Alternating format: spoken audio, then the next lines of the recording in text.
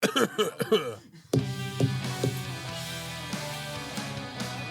right, I'm going to start the recording here in a second. Are you guys ready? Whenever you are. Okay, here we go. 3, 2, 1. Well, hello, and welcome to How to Ski It podcast episode 4. This is the 4th episode in the Meaningless podcast by How to Ski It. You are? I'm Dave. I'm Marcus. We've established that. It has to be said every time. Every time. I don't think it does because I think Ryan's got my back. Sorry, other Ryan. I think if you guys know me, you know I at one point was a public speaker. And when I was a public speaker, I never said my own name because I don't think that's important. It's not. So why would I change it now for... yeah. The whole you are thing. Oh, yeah, I'm important. Yeah, I remember. Yeah, but why would I change that now for the podcast? Anyway, this is a conversation when we're not recording on tape. How to Ski It, podcast 4. So I want to start by saying, I said I was going to be out of town last weekend, and I said to everybody, and in case you're listening to this in the future, in the beginning of November, I said, I'm going to be out of town December 10th, and so schedule that for skiing because it's probably going to snow. And what happened last weekend? Snowed like a mother. It dumped. And then we went skiing today, and what did we get? Dust on crust. Yeah. None of it. It was skied off. It was skied towards the trees. There was still some decent stuff. It was better than the last time we went up there. Yeah. Without a doubt. Although the bumps were the size of Volkswagens. It's awesome. I love skiing, but today was a little bit discouraging. So for anybody who's wondering, we skied at Eldora December, I think 14th is the date. In the future. 13th. What? Today is the 13th. 13th. And it wasn't to me that much better. And if you've listened to our podcast, which I'll assume that you haven't, I skied Vail a couple weeks ago and it was incredible and it snowed and blah, blah, blah, powder. And then we're just back to like the dark ages today. But we had a great time because what did we do? Après ski. I was going to say got fit, but... Got fit. I was going to say we went skiing at the end of the day. A little bit of everything. Yeah. It was a good day. Went skiing, got fit. I think, though, skiing in those conditions make you a better skier. That's my opinion. If you can ski on that, you can ski anything. Dave's rule is 10 days before the end of December. The big day. Yeah, 10 days before the big day. Today was 6 for me. Today was 3 or 4 for me. Yeah. I have 2. All right. And I've said there's 3 important things. I've been on the road. There's 3 important things to getting started with ski season. Number 1, get fit. Do you guys know what number 2 is? Ski. Get fit. Have fun. And do you know what number 3 is? Get fit. I'm going to say drinking. Get fit. Get fit. Because it's going to snow. It's going to happen. It hasn't completely happened yet. I think I saw some long-range forecasts that think things are going to get tough, that there's not going to be a lot of snow in the next 10 days. But that's okay because Christmas is 12 days away, so we'll be okay. I'm looking forward to February. I think February is our month. Are you guys planning to ski over the Christmas holidays? I am not only planning, I'm planning to ski the 20th of December at Loveland. A friend is coming from out of town. And I think you guys are coming. Yep. And then I think we're going to ski on the 21st at Copper Mountain because we said that in episode 1. Duh. So we have to do it now. And then I'm going to go over visit my parents. They live in Redstone, Colorado. We've talked about this. And so then I'll either ski Aspen, Snowmass, or I might even ski Sunlight because we're going to Loveland. I bought the Colorado Gems card. And Sunlight is included in that, where you can get like 2-for-1 tickets, which is Glenwood Springs-ish area. Got it. Okay. Because I only have 7 punches at Aspen, so. What's so you're holding off. This it's good. Gems card all about? Well, when we talked about going to Loveland, I went and was like, how much are Loveland tickets? And believe it or not, the 150, right? They're $150. And that's a lot. But it's crazy. Doable to go ski with our friend. Yeah, it's worth it to go ski with him. Yeah. So my 100%. understanding is the Jim's card was $49. Mel booked it. It was $49, and it gets us 2-for-1 tickets. So basically, for $199, we're going to get 2 tickets. So if you do the math, that's $99.50 a ticket. Yeah, which is still a lot. But Loveland's great. Hopefully, they have good snow by the 20th. The forecast says maybe not, but it's high enough in elevation that I'll bet the snow hangs on. So the gym ski pass is good for A Basin, Cooper, Echo Mountain, Eldora, Granby Ranch, Hesperus, Loveland, Monarch, Powderhorn, Purgatory, and Sunlight. And you can choose between 2-for-1 single-day adult tickets or 30% off one single-day adult ticket at those resorts. The A Basin stuff, though, is choose either a $79 midweek adult ticket, that's Tuesday to Thursday, or a $99 weekend adult ticket, Friday to Monday, for 2 uses per mountain. And I think the price was $48. Is Purgatory on the pass? Purgatory is on, on the gym? No, on Epic or Icon. Oh, I don't know. No, I don't think so. I hope I'm not like throwing them under the bus, but I'm pretty sure they're not. So a couple things that excite me about that pass is Monarch Mountain. Nobody skis there. No. And it's good skiing. And you know what? I love Powderhorn, and I haven't skied Sunlight since I was a little kid, but Ed Burgess tells me it's good stuff. And Purgatory, I mean, I've never heard anything bad. Yeah, and it's been a long time since I've skied there too. And buy one, get one. I mean, paying half price per ticket. Well, or 30% off. So, right, if you have somebody to go with, you should. That's the better deal. You know what's even weirder is in our first episode when we talked about mega passes and what's that other one, the Mountain Collective. Yep. Which we're not calling a mega pass, I think. I don't think it is, but this didn't come up in our search. It didn't, and it's from Colorado Ski Country USA, which is like, and they might not like what I call them. I think it's accurate. They're the Convention and Visitors Bureau for skiing in Colorado. Okay, that makes sense. If you followed them over the years, it's where you used to get the ski report. You went to Colorado Ski Country USA. That's where the ski report was. Like snow reports and stuff like that? Yeah, at the beginning when that was started to be popular. Because remember, back in the day, there was no way to get that. Well, and the website is still coloradoski.com where you get the gym pass. But then some people broke ranks. And if you read through who's on them, I'm pretty sure like Vail and a whole bunch of people broke ranks and bailed on Colorado Ski Country USA. But they're like a promotional... they're like a Conventioners Visitors Bureau. And like I said, we do events. Well, it sounds like to me a lot of those areas aren't on the quote-unquote mega passes.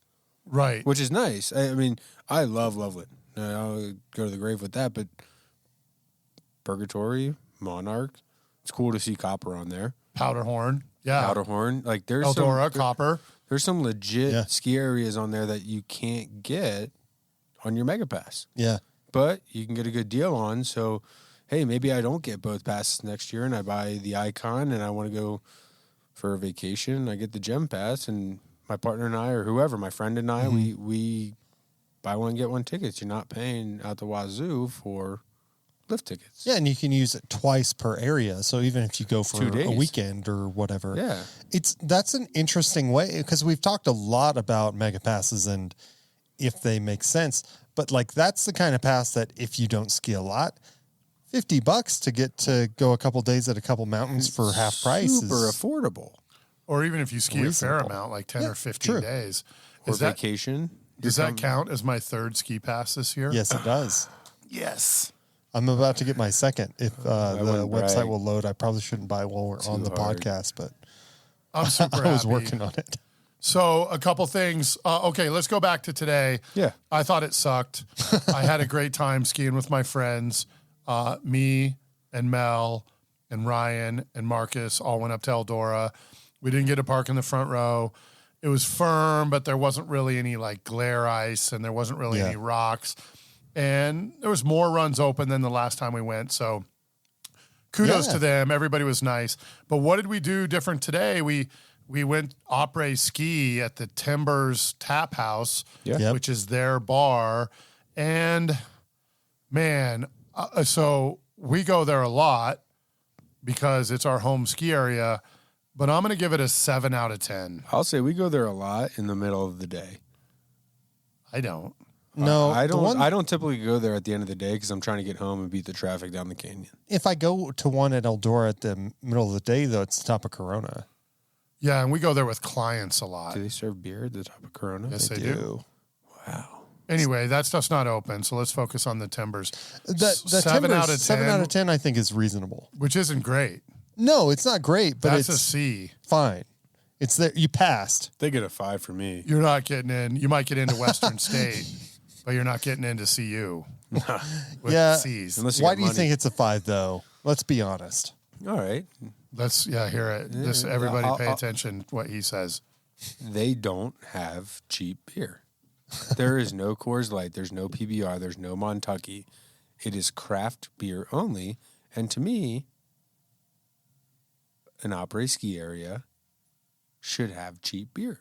Now, are you talking about financially cheap or just branded cheap beer? Just branded cheap beer. If it costs the same amount as what you had today, would you have gone with the cheap beer? Yes. Gross. And they have a full bar, liquor, Bloody Marys, all that. But I just think, in my opinion, that they should offer light beer. Maybe light is the way to go, not cheap, but light beer. They have food, they have pizza and stuff, but here's my big complaint. And they were nice. Oh, they're Although great. she was like, we don't sell Coors Light, just craft beer. And I had to say, what did you just say? And I think she thought I was upset. And I was more just like, that's hilarious. That was amazing. She And- even carded him because of it. Yeah, because I was like, he's only 14. And Ryan's not. He's in his 30s? 27. I don't know. How old are you? 28. 28? Yeah. Like now? Like currently 28. Okay. Well, I mean, and we do a lot of work in 28 and a half. sporting events where it's always your age at the end of the year. Okay. So, but here's just to get back on task. We had awesome, Marcus, what was the brand of beer we had? Upslope. It was Upslope, yeah. Upslope, something pine IPA, Alpine. Anyway, delicious. Cold, great beer, clean glasses, $10. $10. Yeah. Pint. Man, I'm trying to remember the name of it. I can't. Yeah, but $10 a pint. $10. Does it matter what the brand is? It doesn't. $10 a pint. And I assume everything was $10. Yeah, no, pint. it That was was a lot. $30 around for the three of us. Yeah. And that's why it's a 7 out of 10. But overall, good service, great place to sit down. And here's my other big, people are going to hate me for this. How many flights of stairs do you have to go from the slope to get there? Flights 2, Well, 3. but it feels like 3. It's the first flight up to the place where we saw the outlet, the power outlet. Yep. And then it was, Technically, that's a flight, but yeah, 2. And then there's a flight, and then it turns around and comes back as another flight. That's a lot of stairs up there. Yeah, and lot. today was an easy ski day because I think we skied like 6,000 vertical feet or something. Do you guys not know how to do stairs in ski boots? I do it sideways. Yeah, I don't need to go sideways, but it's just I don't need stairs after today wasn't the problem. It's later in the year. Oh, I see what you're saying. Like a big powder day, you're like, I am not going up there. Yeah. Yeah. I have a cooler in the car. So, C. Yeah. I'm good with that. I think that's reasonable. It's not that it was bad. It's just, I mean, kind of a there's waste. so many better places. I mean, here's the thing, and we're going to go do this probably on the 21st. No, sorry. Next time we go to A Basin, there's the Midway Yeah, I Lodge think at it's A called like Basin. Black Mountain or something like that. I wish I knew the name. Sorry. They claim to have the best Bloody Marys in And the that's ski good. industry. But I will say with Eldora, if you go there on a Saturday or Sunday, which is kind of forbidden in my culture, they do have bands, they have bonfires, they have chairs out on the slope. They have Party. a plethora of après or just even during the day places to go hang out, especially on a warm, later in the season, a spring day. They bring bands out that play all day long on a Saturday or Sunday.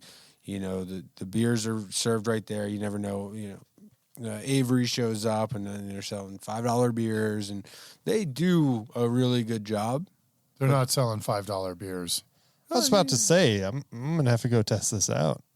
But I agree. You get what I'm saying. And again, I think throughout this podcast, we're going to be more critical of Eldora because it's like our home area. We have skin in the game. For sure. True. But the Opry ski gets a 7 out of 10. And if you want to know where the best Opry ski in my book is if you say Vale, I'm going to I come know over this is going to table. sound so snobby. This is going to sound snobbier than Vale. Is the Jerome in Aspen? Aspen Highlands. Nope, the Jerome is in like the Aspen proper, and it's not even near the slope.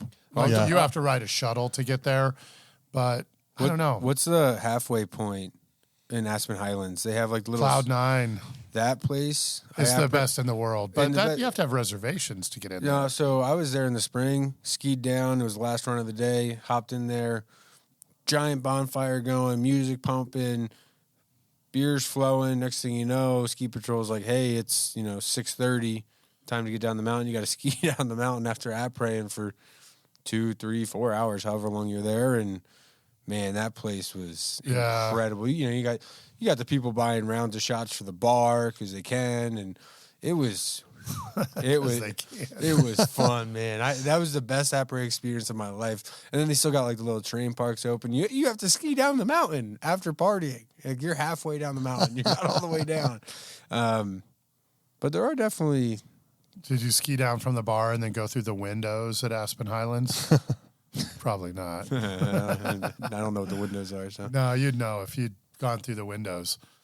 We'll talk about a whole episode on Aspen Highlands someday. So one thing we did neglect to say, though, and this is not at Eldora, but Opry at Eldora, crosscut. I think and again, that's probably as far away from Eldora as Jerome is from Aspen proper. At the bottom of the chairlift. Still counts. Yeah, and crosscut in Eldora, crosscut pizza is Netherlands, yeah. Yeah, in Ned. So with après, means after. It means after in French. French is a language? Does Eldora get plus or minus points for their parking lot? Because it doesn't always have to do with the bar at the mountain. You can après at the car. We apprayed before skiing when our friend Keith was in town. We cooked breakfast in the lot. We had mimosas, and then we went skiing for a day. That was pretty sweet. The parking lots may or may not play a factor into the score of an après. You think the mud parking lot at Eldora That's what I'm saying. In better? the spring, you're not really going to go hang out by the car. Yeah. But this time of year, when everything's rock solid and snow covered, you can ski back to your car. You have a cooler behind it. You got the little stove going. When I grew up, I don't know. And that's just a conversation. That's not après.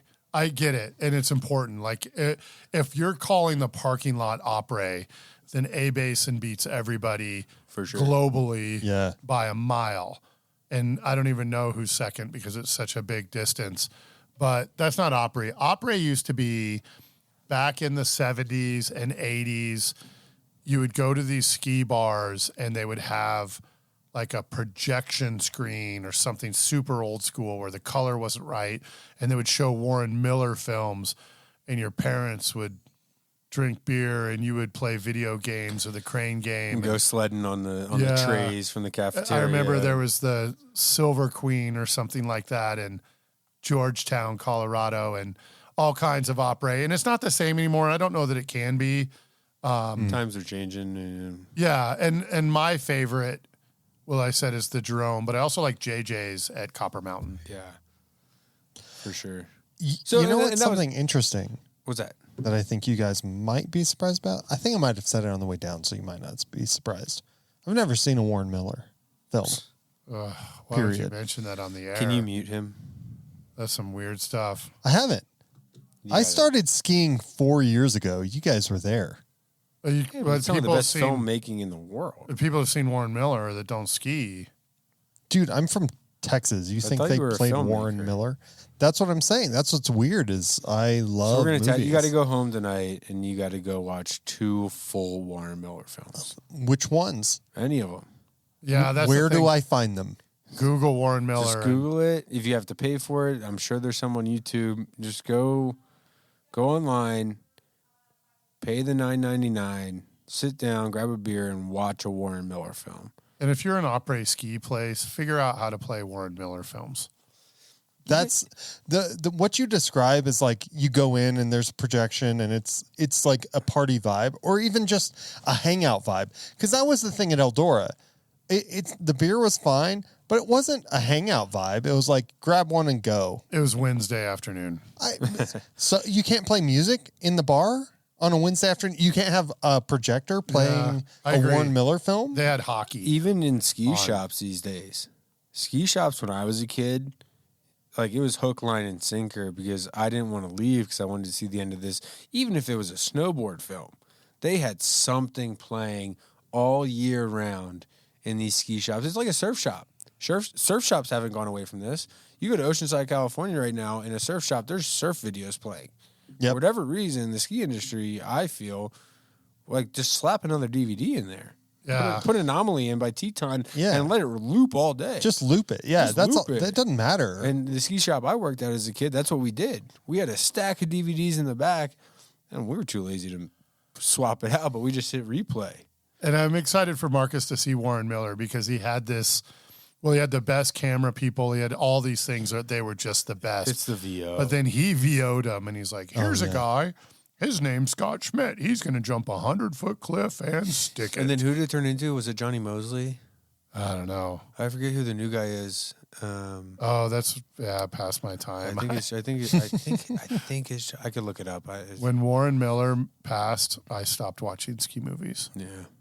So, I just remember as a kid going to the Franklin Institute and the IMAX theater, and yes, it was something you did every year. You came home, you had, as a little kid, like 10, 12, 13 years old, and you had a pile of stickers and all these brochures, and, you just wanted to go, and it was December 1st in Pennsylvania. There's no snow.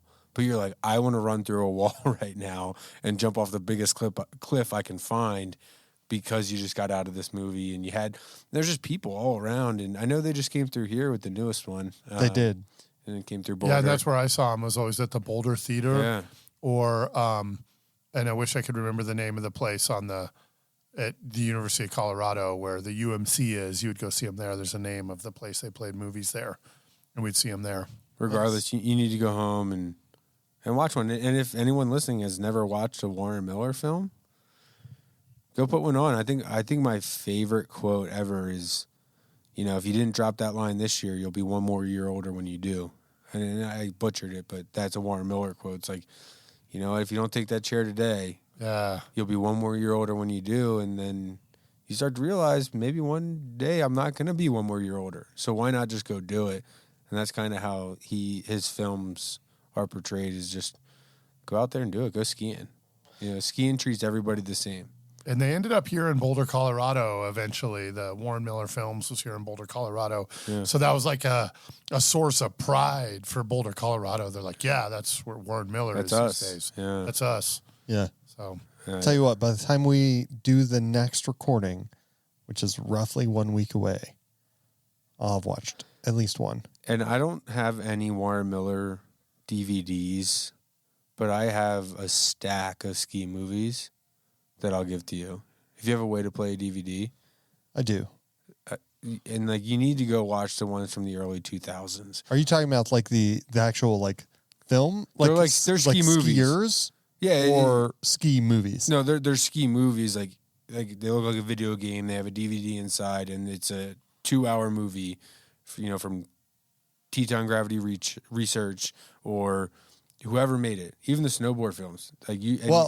No, I'm talking about like the dumb ones in the 90s and the probably early thousands where it was like actual like films, like story films, Yes. fake. he's talking about Hot Dog. Yeah, exactly. Like Hot Dog exactly. Hands. No. We're talking like ski movies, like something you Yep, can go watch got in the it. theater. And it's fun. It's inspiring. It's what I, as a kid, wanted to do when I grew up, was make these films. Well, I wanted to be in them, then realize I'm not that good of a skier. So let me figure out how to make them.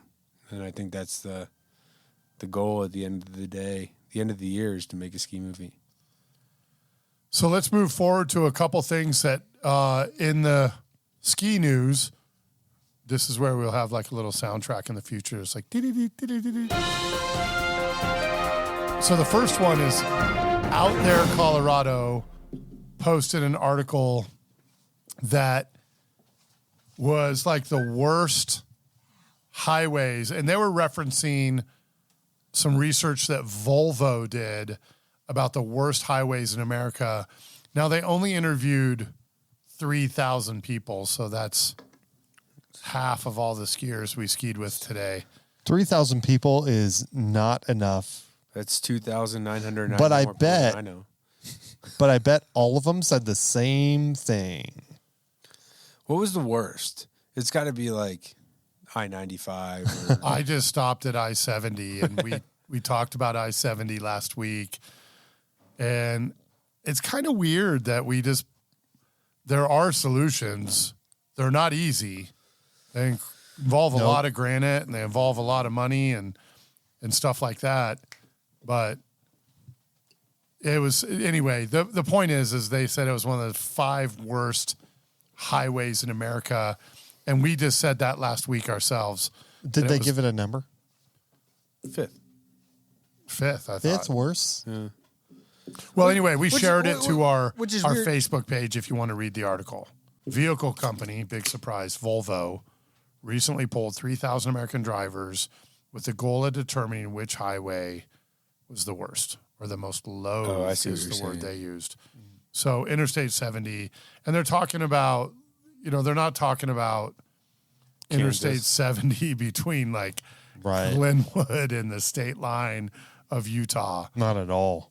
So, and we were talking about this, and we won't go on and on about I-70 every episode, probably. Well, it's how we get up skiing, and that's why we went to Eldora today. That's why it's so frustrating, is it's something we have to use.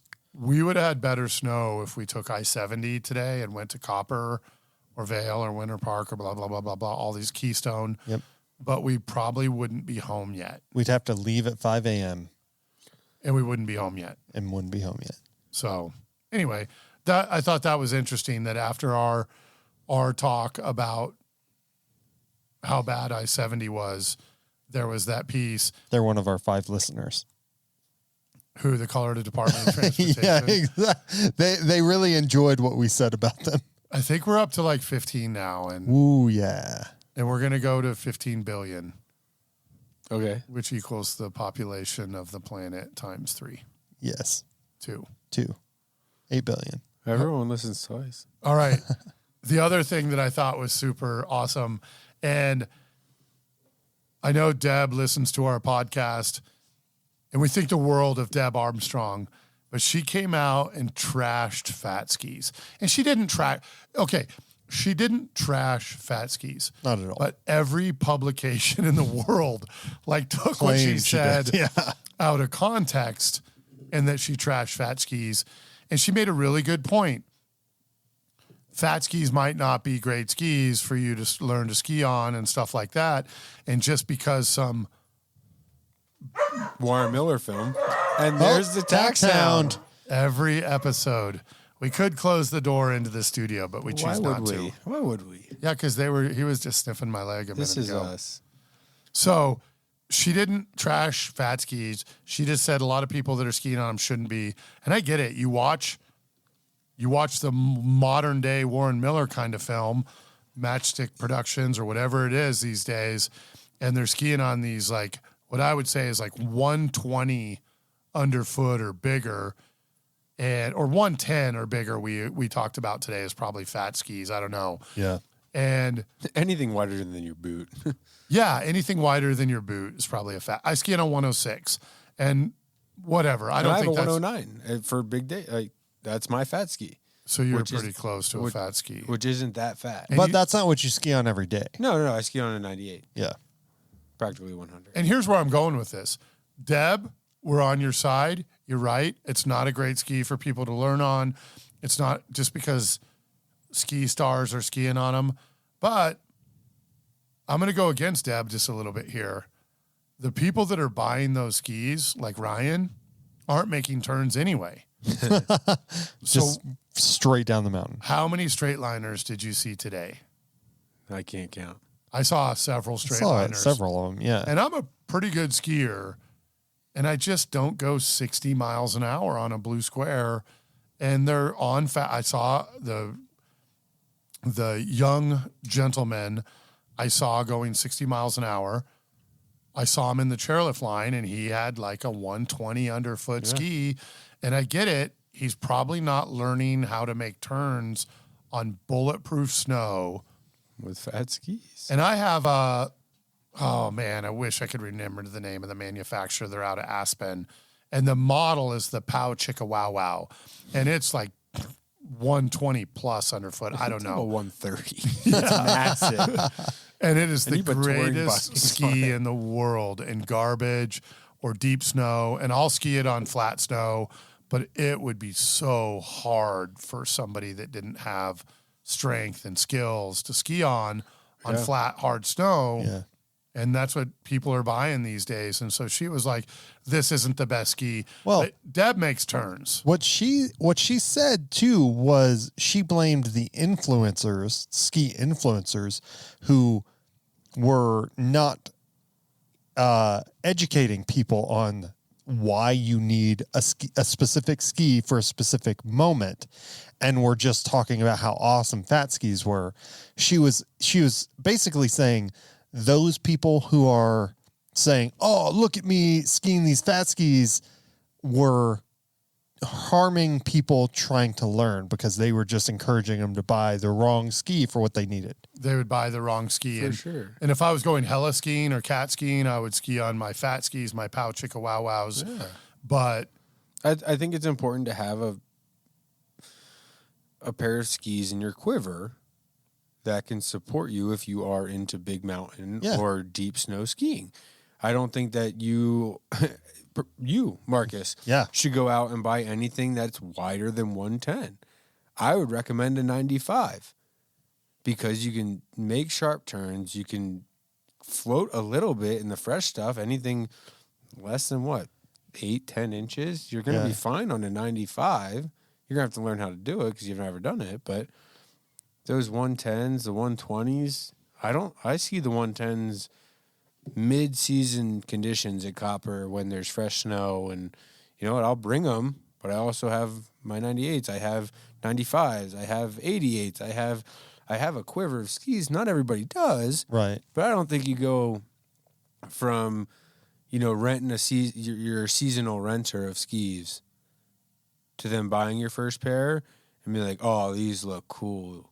I'm gonna get these 120s, man. Yeah, don't get me wrong, they do look cool, but you're not gonna be able to make turns. Like Well, to compare it to another sport that we like in the off season, it's like, oh man, mountain bikes are awesome. I'm going to take it and do a 120-mile bike race.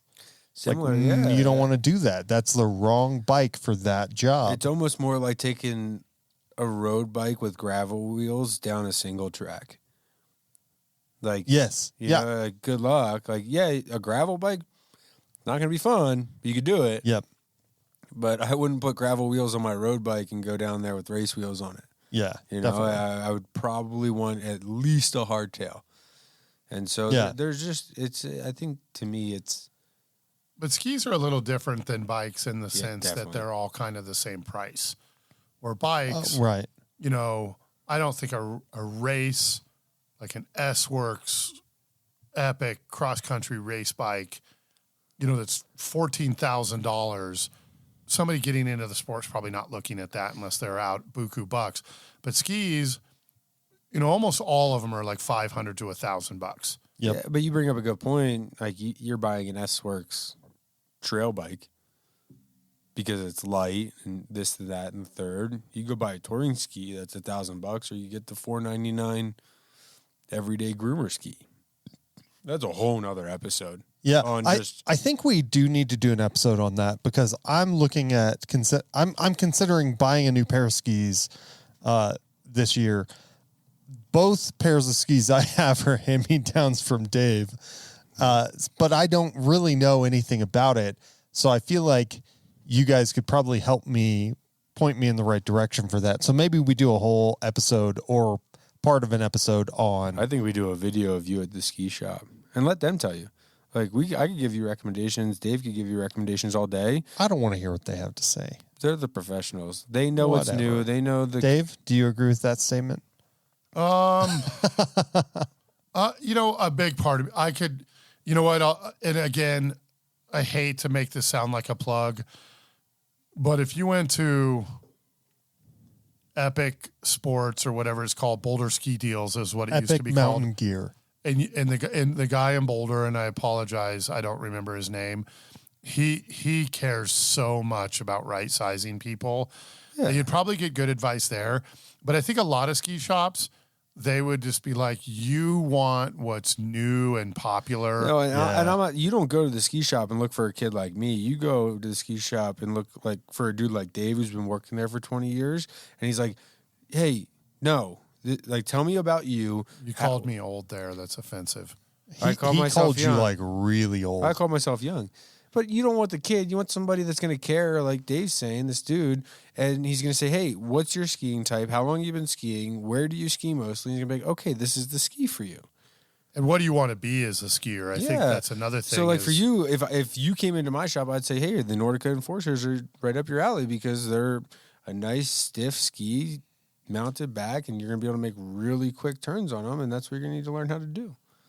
Like there's specific skis for specific people, and you just got to go find the right. Here's the ski thing, fitter. though, and again, why I think that we should talk about, regardless of whether you guys go, here's the ski you should buy. I don't really care about that, but we should talk through different types of skis on this because you guys know a lot, and I don't really know a lot.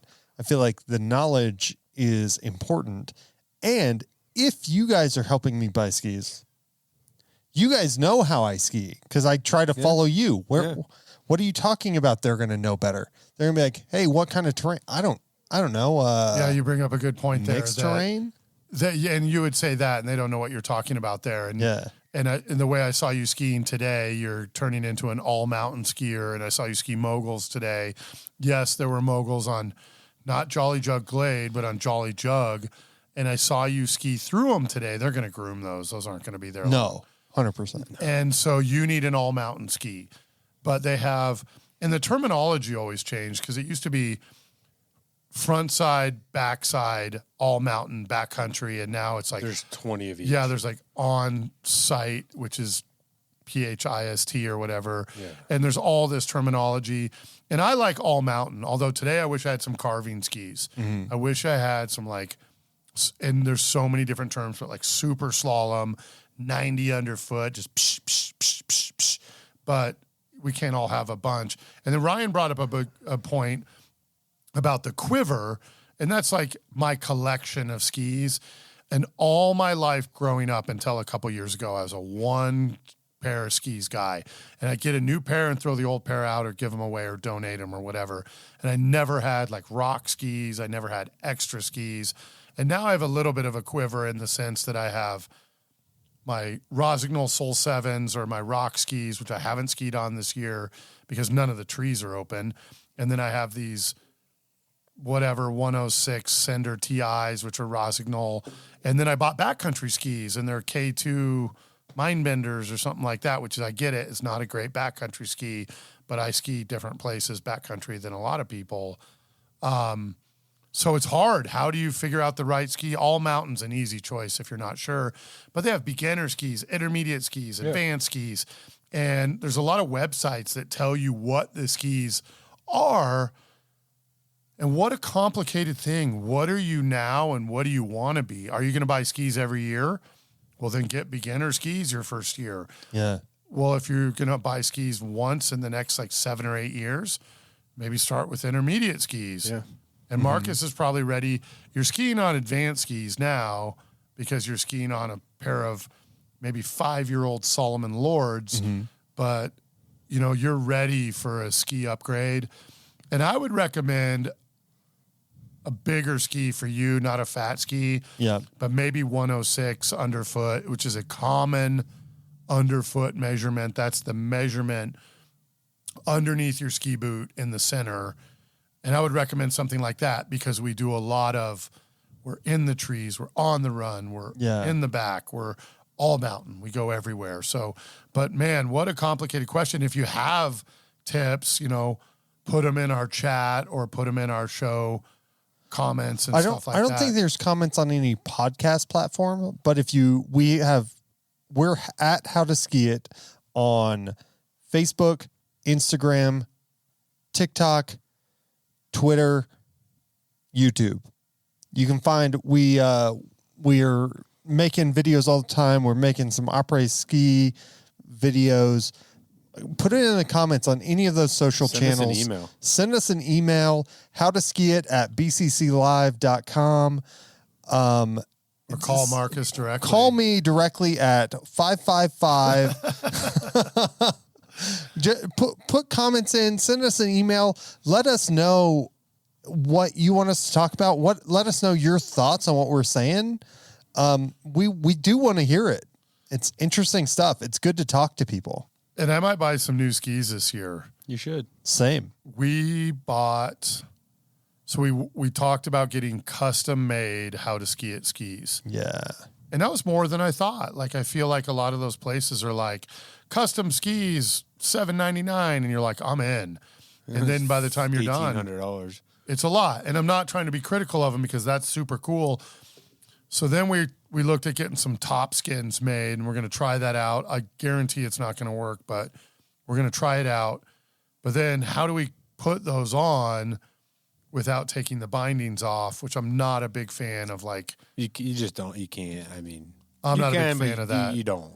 So then I might just, I don't know. I don't need new skis. I'm skiing on the, and I know I kind of talked a little bit down about the Rosignol Sender 106 Ti, but today on the ice, I liked them. Holds an edge. Yeah. I was on the Lords again.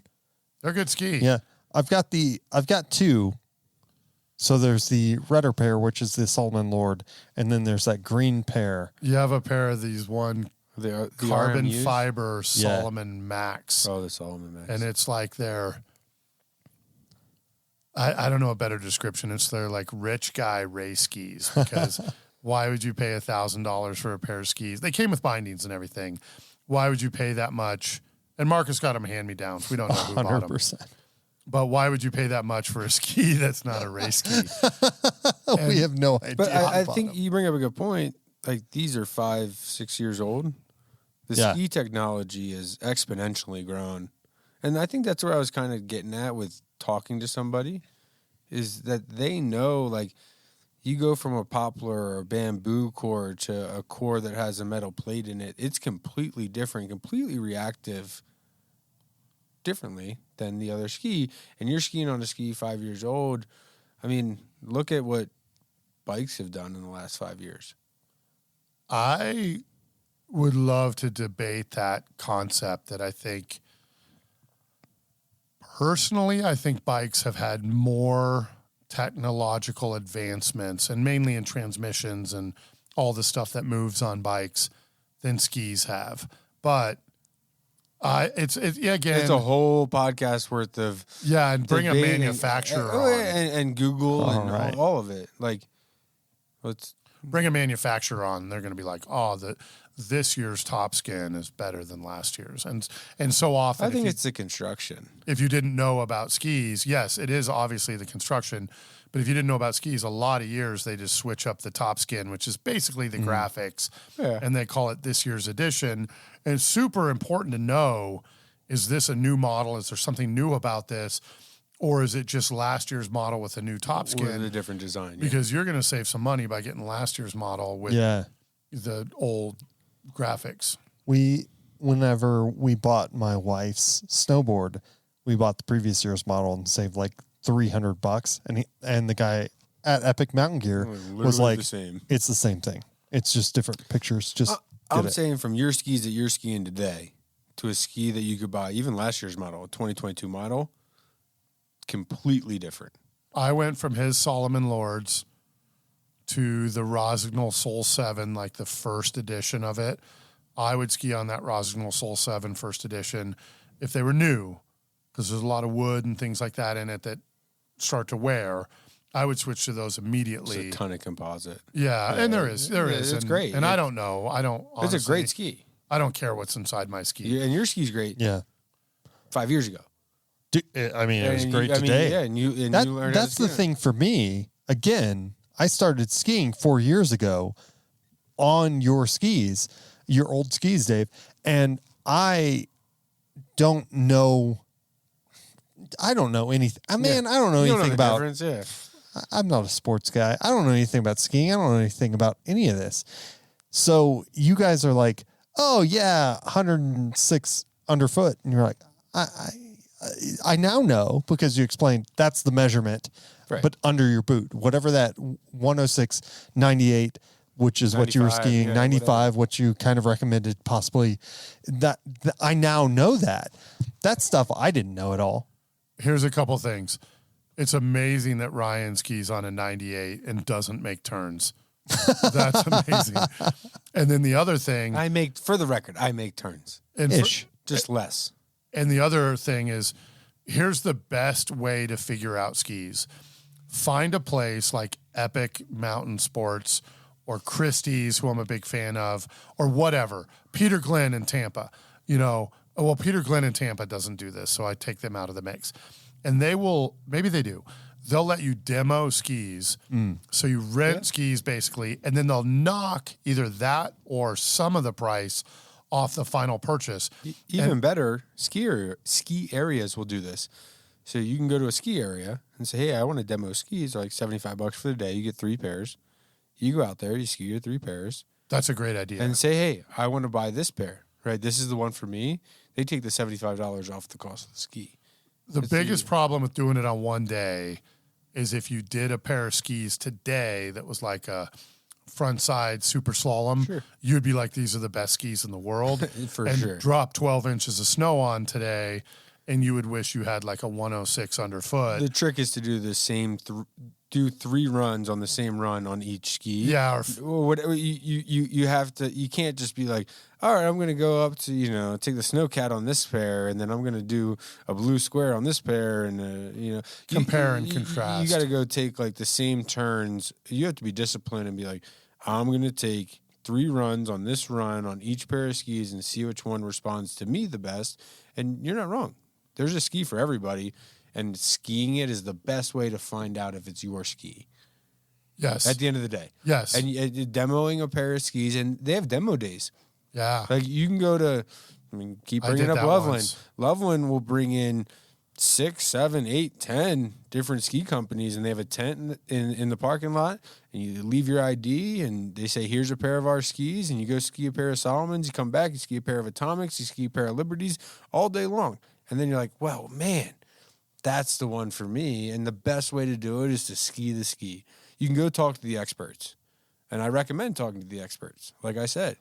But at the end of the day, skiing the ski is going 100% be the best way to find out what's for you. It's going to be hard to get the wrong ski, too, because you can learn how to ski it. You're going to learn how to ski it. How to ski it, baby. How to ski it. I mean, at the end of the day, if you got a crappy pair of skis, at the end of the day, you're going to figure out how to ski it because you paid for them. They're yours, and you're going to learn. Like, it and if you have a powder ski, you're going to start skiing on the sides of the run and in the trees and blah, blah, blah. You're going to find, And if you have a Carver ski, you're going to be like skiing down. Ice. Yeah, or just not powder. So, okay, the last thing I want to bring up before we get off the air, because we were kind of talking about current events. Another current event, which was from like a week ago, which I think, who is the greatest skier of all time? Warren Miller. No. Michaela Schifrin. The fact that she is this slalom skier, starts winning GS, starts plugging a few super Gs here and there, and now she wins downhills. And how old is she now? She's just getting started at the speed events. Crazy. And it's crazy. It's I don't disagree with you, but for ski, I look at like a Shane McConkey. Yeah, Like somebody no, she would ski circles around. I don't. Shane. In the free skiing world, no. Yes, Maybe and the downhill. I don't think she's like doing. after she's conquered the downhill, she's probably going to go free. I don't skiing. think she's doing like butt naked backflips off of, How much do you squaw. want to ski with Michaela Schifrin and see what she's got on the backside of any ski area, like out of bounds or whatever? Yeah. She's winning downhills, and downhill to me and is just the most crazy, competitive, dangerous, all this stuff. Not to take away from slalom, giant slalom, or Super G, because I think Super G is the most crazy because you don't get to pre-ride the course. But she's winning downhills now, and she's at 100 wins, and she's going to maybe do 150. Wow. I mean, you think about it, it's nuts. And we grew up thinking about Ingmar Stenmark and all these, the Mayer brothers and all these things, and she's just plowing through everybody's records. Yeah. It's impressive. So kudos to Michaela Schifrin, and we hope you win all the events. USA Ski. Ryan doesn't want you to win, but we do. No, We do. no, At because How to we're Ski It, fans. we're USA, fans. USA. Yes. No, I'm 100% USA. But I don't know. I look at the people I watched growing up, like Rob Gaffney. Rest in jealous. peace. No, he He's just passed away. But super jealous. of what? Of Schifrin? Yeah, she'd outski me. Stein Erickson. Lindsey Vaughn. I mean, Yeah. there's another one. Yeah. Sure. I grew Bodie up- Miller. Yeah, I we mean, could go there's a on all day. lot of names. Peekaboo Street. So many great skiers. I'm proud of USA ski team. Yeah. Because and we can talk Nordic too. We're doing They great deserve there. a documentary at this point. But we're dominating in women's skiing over the last forevers. And that's cool. Because we weren't always dominating in skiing, and in women's skiing we're dominating. So And I think it depends on how you look at skiing. Is it racing? Is it, pushing the envelope on what's possible? Is it's it? the total package. Yeah, she's not jumping off cliffs and putting a parachute out and She's gonna floating come on back the down. show and she's gonna stomp you. That's fine. I deserve it. So, well, we'd love to ski with her, but I'm sure that's too far of a lift for us. But we do have epic passes, and we're the reason the highways are clogged up. Is Eric the mega, Roner. the mega passes. We're almost an hour into the show, so we won't go We back in. carpool. We carpool. We are not part of the problem. We did carpool today. Yeah. There was 4 of us Yep. in the One super And van. in the van, It's a super duper van. super duper van. The super duper. That's what I Yeah, said. the white one's a super. Our friends at Van Smith outfitted it, and they Hashtag. didn't do it for free, but We don't take sponsors. it's pretty awesome. It is sweet. So Yeah. Well, I just can't. I have to look out the front window. If I just sit on the couch. dude, that's why I sat on the cooler today. But anyway, I'm Electric Sunshine. I am Telluride Tempter IPA Indian Pale Ale, which is what IPA stands for. And you are. You got to pick one now. Well, you know what? Electric Sunshine, Avery Brewing, Fruit Tart Ale. Yeah, that's a good Cheers to the listeners. one. Okay, and then we should talk about music, but not today because Yep. music is a big part of skiing. But coming up, Ryan's going to Keystone this weekend. Marcus Yep. is maybe going somewhere. I might be going somewhere. I'm in a bad mood about the snow conditions. But next week, Loveland on the 20th of December, Yep. we're going. And then on the 21st, we're going to Copper Mountain because of the $99 lift tickets, even though we have ski passes. But I do want to say, if you're planning to listen to these, the Copper Mountain one on the 21st is probably coming out before the Loveland episode because we talked so much about going to Copper Mountain on the $99 day to see how it was. So we'll put out that episode before we put out the Loveland episode. Sorry, go ahead, Dave. 20th, 21st. And I'm the most excited about after that. Our Christmas episode while we're all back in our hometowns. We're gonna with do our it family. remotely. Yeah, we're going to do a remote Yeah. podcast from Pennsylvania, Texas, and Aspen. Midland, Texas, somewhere in Pennsylvania, and I'll be in Aspen, Colorado. This should be a good one, man. There's like one place worth talking about skiing in that list. We hope you guys 1.5. love skiing, guys and girls. We hope you guys and girls love skiing as much as we do. It's the greatest sport in the world, even if you're in Pennsylvania or Midland, Texas. It treats us all the same. And if you're not busy on wonderful. the 20th or the 21st or whatever, reach out. Let's go skiing. I heard we're going to Targhee this year. Yeah, we're absolutely going to Target this Target? year. Yeah. And we're- Jackson Hole. Well, if we're going to Targhee, we're probably going to Jackson Hole. Of course. And then if we're going there, we're probably going to Big Sky. It's going to be a good week. That's all Which I'm means we saying. should go up to Idaho and go to Sun Valley. I mean, at the end of Yeah, the day. so Yeah. join us. We How love to you. ski it. Skiers talking about skiers. We have a tagline. I can never remember it. Ryan, you know it. Go. Cue the music. Here we go. How to ski it. The Episode podcast for skiers by skiers 4 with skiers. with skiers.